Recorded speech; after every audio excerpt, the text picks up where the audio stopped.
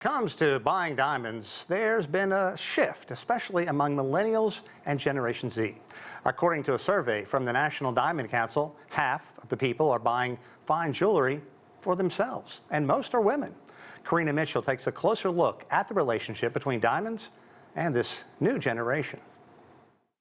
Well, they say diamonds are forever, but that cliche may be losing its luster.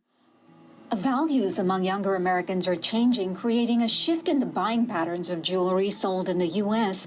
With growing transparency in the marketplace and a wide variety of options, they're making more informed purchases. That includes seeking out pieces that are unique to their sensibilities and personal preferences, including ethically sourced stones and non-traditional gems. And when it comes to buying behavior, passivity is out the window. Women drive up to 85% of purchasing decisions in the U.S. and aren't just waiting for a ring or piece of jewelry to be gifted to them, they're buying it for themselves. Now, with the rise in popularity of e-commerce sites and DTC models, fine jewelry is becoming more accessible than ever. Ring Concierge is a jewelry brand that advertises itself as offering ready and bespoke gems at every price point for women by women. I spoke to the brand's CEO and founder, Nicole Wegman, on how she got her start in jewelry, its evolving appeal to millennials, and how she turned her business into a profitable empire. Before starting Ring Concierge, I had no experience in jewelry. Actually, I was in the fashion industry for many years, so I understood commerce and retail and consumer behavior, but I really knew nothing about jewelry except for that I loved it. But when I was getting engaged myself, my now husband and I were navigating the diamond district and trying to figure out how to buy a ring and where to go. And we realized there was just no good experience for a millennial woman. And the entire industry is run by men, passed down generation after generation, and there wasn't any new thinking. There weren't any brands that really resonated with me and my style.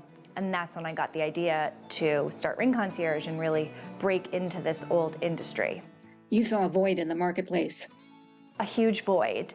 There were no women, there was no one younger, people weren't using e-commerce at all, which sounds nuts now. This was 10 years ago. Nobody was utilizing social media to, talk about their brand. And so, yeah, there was a huge void because women wanted to shop in a modern way and the industry wasn't catering towards that. So this was something that you started literally on your own. So describe what the startup looked like and how you grew it to the business it is today. It was a very slow start. People look at the business now and, we have multiple stores and a huge team and they say, wow, it all happened so fast. Yes and no. This is going to be year 10, so a decade doesn't feel so fast. And I started really slowly on my own and I was trying to make really smart decisions. I've never taken any outside funding, so if you're self-funded, you have to make sure you're being really financially responsible. And so I was the only employee for the first few years. I met with clients myself. I figured out how to navigate the industry, who to work with to make a beautifully crafted ring, and slowly grew the team, slowly built out our offering. We have a website with pieces starting at under $100 now. That didn't exist in the beginning because I couldn't afford inventory. And so by listening to customers and what they cared about, I grew the business to reflect their wants and needs. How important is fine jewelry, particularly to the millennial? I think millennials really want something that they can put their money into that they know is going to last. Like, yes, we all love a nice pair of shoes and a handbag, but I think we're all also aware that those are very trend focused. And when it comes to fine jewelry, the trends move very slowly. So you can buy a piece of jewelry that will be on trend for 10 years. And then even then, it's not going to go out of style.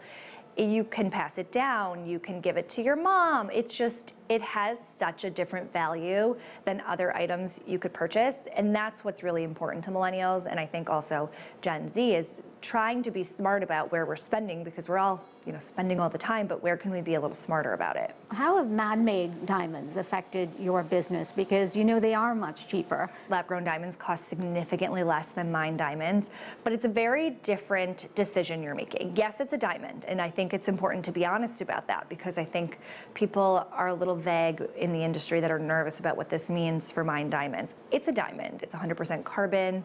It's very, very difficult to detect the difference. There are tools to do it, but it's not easy. pricey.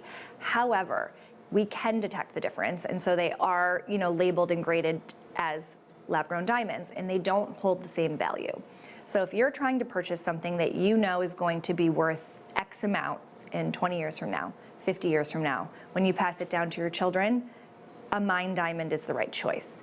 If you want to purchase something that costs much less and you can get more, bang for your buck, if you will, but you're not really worried about if it's going to be worth anything in 10 years from now, then a lab-grown's great, because lab-grown prices have been going down consistently year over year as supply increases.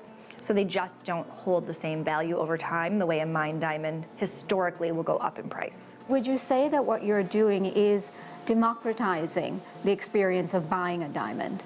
Absolutely. We like to describe ourselves as obtainable luxury. So you don't have to sacrifice on the quality. These rings are handmade. They are so incredibly crafted, but we're not adding that heritage brand name markup. We are very in line with local jeweler pricing, because you don't have to pick one or the other. You don't have to say, okay, well, I can't afford that markup from the heritage brand, so now I just can't get that quality. There is a happy medium, and that's really where we come in. And in addition to that, we want you to feel comfortable here. We don't want you to walk in and say, I don't think they think I can afford anything, I'm not comfortable, which is the feeling I get often when I go to certain stores. Everybody is welcome. We make the experience so stress-free, but again, you're not sacrificing the quality.